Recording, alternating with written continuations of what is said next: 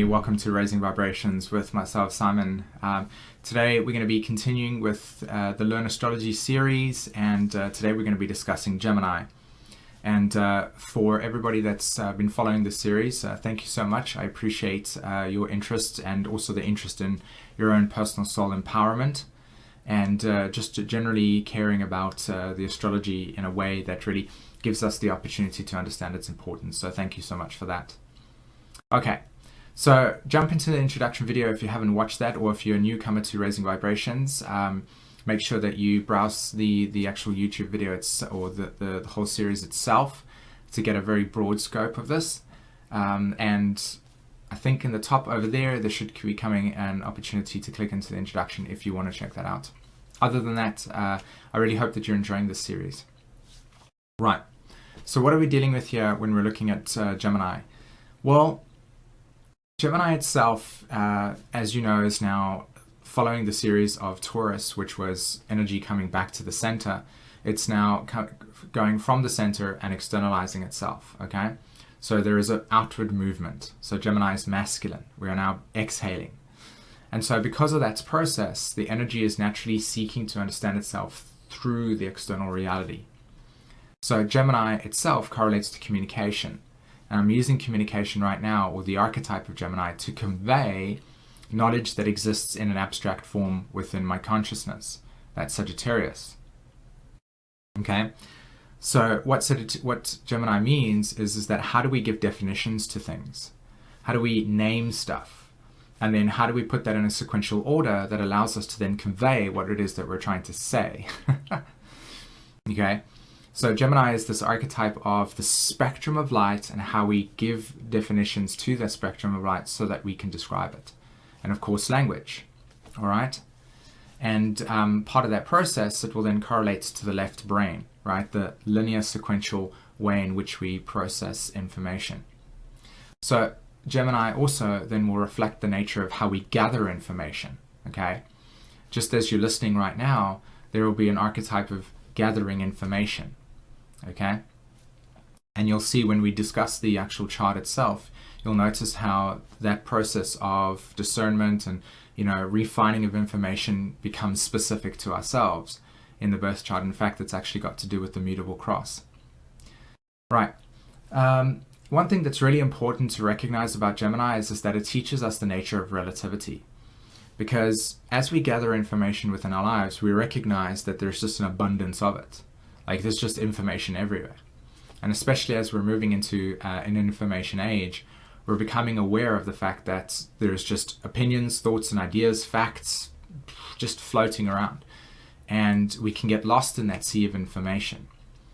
So in this particular instance, Gemini will correlate to the center of your gravity shifting relative to what you think is the truth.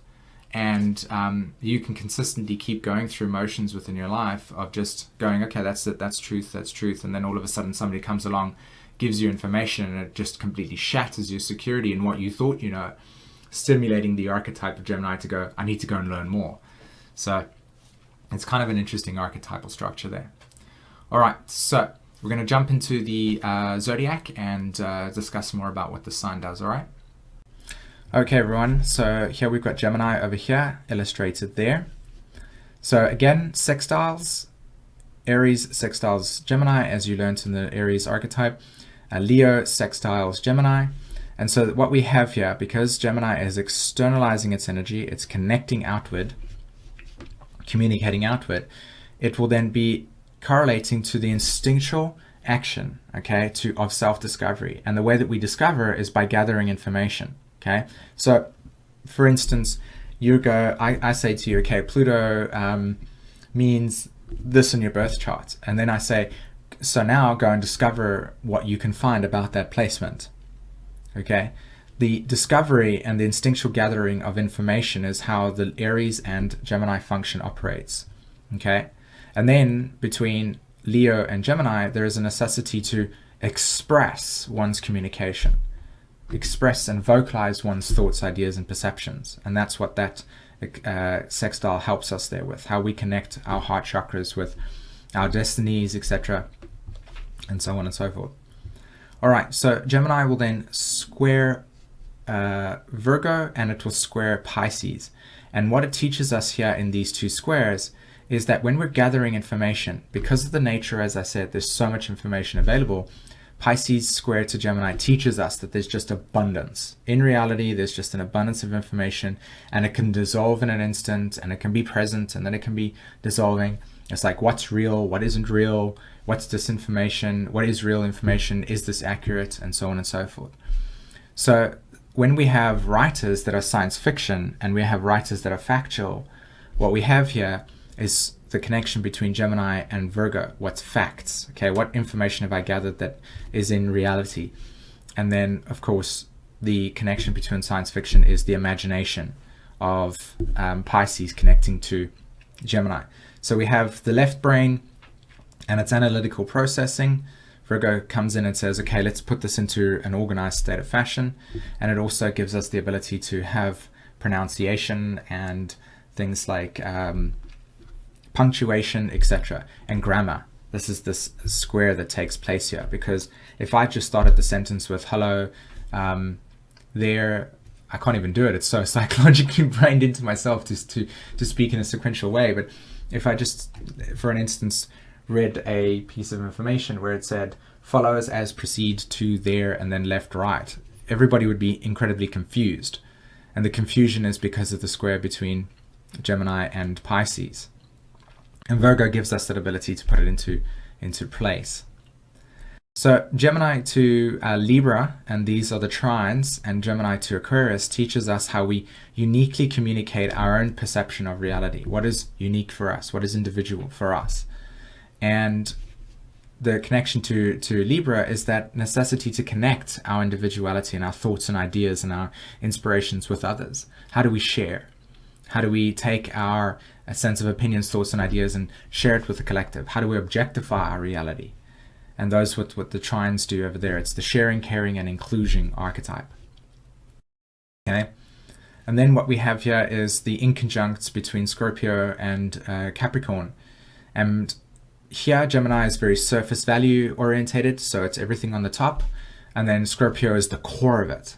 So what you'll have here is Gemini going just flighty information, just this is what it's about. Where Scorpio goes, but what do you mean? How does that work? What is behind the scenes? And so that inconjunct teaches us to, in a sense, don't judge a book by its cover, because the external information, Gemini, could be very different from the actual substance of it, Scorpio. Okay? And so it asks us to deepen that psychological awareness, ask the questions. Okay? When we ask the questions in that sense, we become more awake to whatever it is that we're trying to discover. And the Gemini to Capricorn inconjunct, there's a couple of them. The main one is time. You know that when we describe things, we have to operate in a sort of linear sequential fashion, as I've described before. And so what happens here is that gravity, time, is Capricorn, and words correlate to our definition. So when we are communicating, we're communicating with past, present, and future. That's why we have that archetype of past, present, and future. It's that inconjunct that teaches us that if we put things in different orders, we wouldn't be able to make sense of stuff. Okay? So it correlates to time and the linearity of time and such, and how we communicate in that fashion, or how the left brain can only understand something through that left brain. Through that sequential area. The other archetype here is how Capricorn correlates to when we are communicating ourselves and we're expressing ourselves, we're also defining ourselves.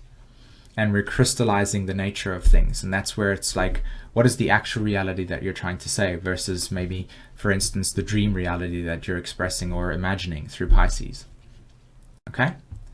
Great, guys. I hope that you enjoyed this video, as always. And if you're interested, and I've mentioned this in some of the other videos, if you're interested in exploring a deeper awareness of your own Pluto and your astrology chart, keep an eye out on this channel, because I will be on my website.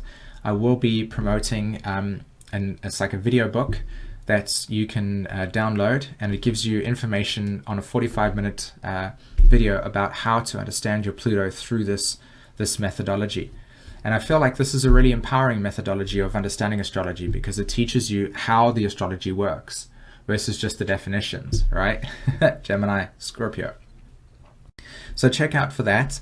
Other than that, I don't really have anything else to announce other than if you wish to participate in the astrology school, I'm going to be starting that within the next probably week or so. If you want to study it by yourself, I do have that option as well. Otherwise, you can participate in the group as well and begin studying astrology in a very deeper way. All right. Other than that, have a fantastic day. Take care. Bye-bye.